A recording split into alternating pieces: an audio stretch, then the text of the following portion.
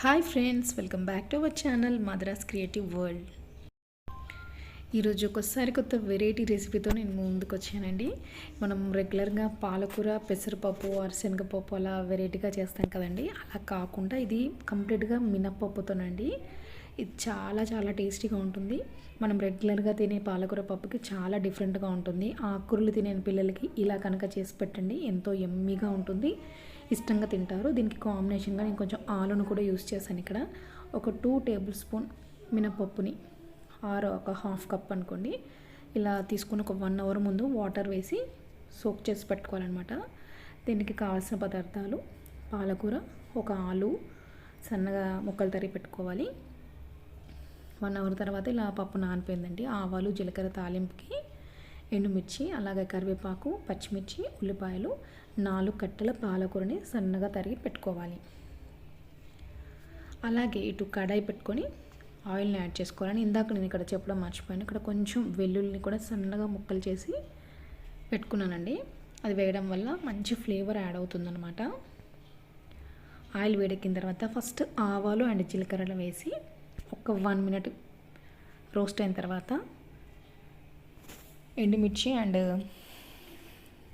వెల్లుల్లిని కూడా యాడ్ చేసుకొని, దాని తర్వాత కరివేపాకుని యాడ్ చేసుకొని కొద్దిగా ఫ్రై అయిన తర్వాత పచ్చిమిర్చిని యాడ్ చేయాలండి. పచ్చిమిర్చి కొంచెం ఫ్రై చేసుకున్న తర్వాత పసుపును యాడ్ చేసుకోవాలి. ఇప్పుడు ఉల్లిపాయలు కూడా యాడ్ చేసుకొని కొంచెం బ్రౌన్ కలర్ వేగే వరకు కలుపుతూ ఉండాలి. ఇక్కడ కొంచెం ఆనియన్స్ మనకి కాస్త బ్రౌన్ కలర్ వేగాయి అనుకోండి, చాలా బాగుంటుంది టేస్ట్. కొంచెం పచ్చిగా ఉంటే బాగోదండి, పాలకూర కాబట్టి. అది కొంచెం ఫ్రై అయిన తర్వాత నేను ఇక్కడ ఆలును యాడ్ చేస్తున్నాను. ఫస్ట్ ఆలు అన్ని కూరగాయలు ఒకటే, అంటే పాలకూర ఒకటేసారి వేయకుండా ముందు ఆలును వేసుకుంటే కొంచెం ఫ్రై అవుతుందండి.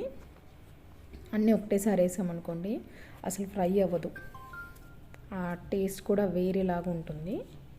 ఒక 2 మినిట్స్ పాటు నేను లిడ్ పెట్టేసి ఉంచానండి, కొంచెం సాఫ్ట్గా కుక్ అవ్వాలని చెప్పేసి. ఆలు కొంచెం టైం పడుతుంది కదా, సో ఇప్పుడు కొంచెం హాఫ్ కుక్ అయిపోయిందండి. ఇప్పుడు నేను ముందుగా నానబెట్టి ఉంచుకున్న మినప్పప్పుని ఇక్కడ యాడ్ చేశాను. పప్పుని కొంచెం సేమ్ ఆలు మనం ఎలా అయితే ఒక 1 మినిట్ అలా ఫ్రై చేసామో అలాగే ఇక్కడ మినపప్పును కూడా కొంచెం సేపు అలా ఫ్రై చేసుకోవాలి. నేను సేమ్ ఇలాగే మూత పెట్టేసి ఉంచాను. ఒక 1 మినిట్ తర్వాత కాస్త అడుగు వచ్చేసింది, చూసారా? సో పప్పు కూడా మంచిగా ఫ్రై అయిపోయిందండి.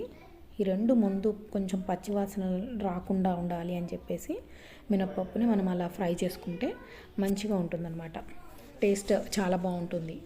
ఇప్పుడు రెండు ఫ్రై అయిపోయిన తర్వాత పాలకూరని యాడ్ చేసుకొని మొత్తం కలిసే విధంగా బాగా కలుపుకోవాలి. సేమ్ ఇప్పుడు కూడా ఒక 2 మినిట్స్ అలా మూత పెట్టేసి ఉంచాలన్నమాట. చూడండి, ఇలా ఒక 5 మినిట్స్ పట్టిందండి. నేను మధ్యలో ఒకసారి కలిపి చూశాను, అప్పుడు ఆలు ఇంకొంచెం సాఫ్ట్గా కుక్ అవ్వలేదు, సో నేను మళ్ళీ మూత పెట్టేశాను. ఇప్పుడు కరెక్ట్గా కుక్ అయిపోయిందండి. లాస్ట్లో సాల్ట్ని యాడ్ చేసుకొని కొద్దిగా కొత్తిమీరను కూడా యాడ్ చేసుకొని బాగా కలుపుకున్నామంటే ఎంతో టేస్టీ అండ్ డిఫరెంట్ ఫ్లేవర్ ఉన్న పాలకూర పప్పు, అది మినప్పప్పుతోనండి. చాలా చాలా బాగుంటుంది. ఇది చపాతీలోకి, రోటీస్, పుల్కా, రైస్లోకి చాలా బాగుంటుంది. ఒకసారి మీరు కూడా ట్రై చేయండి. ఎవరైతే ఆకుకూరలు తినరో అలాంటి పిల్లలకి ఇలా పెట్టి చూడండి అండి, చాలా బాగా ఇష్టంగా తింటారు. మా పిల్లలకైతే చాలా ఇష్టం అండి ఇది. ఒకసారి మీరు కూడా ట్రై చేసి మీకు ఎలా అనిపించిందో ఈ రెసిపీ తప్పకుండా షేర్ చేయండి. ఒకవేళ మీకు నచ్చకపోయినా వేరే వాళ్ళకైనా ఇష్టంగా ఉంటుంది అనుకుంటే ఎవరికైనా షేర్ చేస్తూ ఉండండి. Thank you for watching.